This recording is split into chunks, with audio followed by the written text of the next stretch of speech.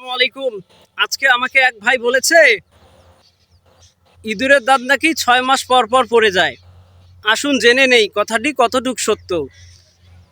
ইঁদুরের 4টি দাঁত, উপরের 2টি এবং নিচের 2টি।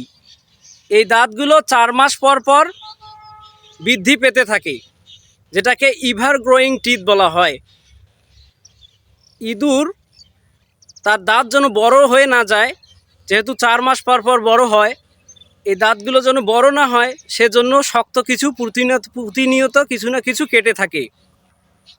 আমরা ছোটোবেলায় দেখেছি অনেকেই ছোটোবেলায় দাঁত পড়লে ইঁদুরের গর্তে দেওয়া হয় এবং বলে, ইঁদুর তোর দাঁত আমাকে দে আর আমার দাঁত তুই নে। আর এই দোয়াটা যদি আল্লাহ কবুল করতো তাহলে চিন্তা করেন আমাদের কি অবস্থাটাই না হতো। 4 মাস পর পর আমাদের দাঁত বড় হয়ে যেত আর কিছু না কিছু কাটতে হতো। তাহলে আল্লাহ কত দয়াশীল।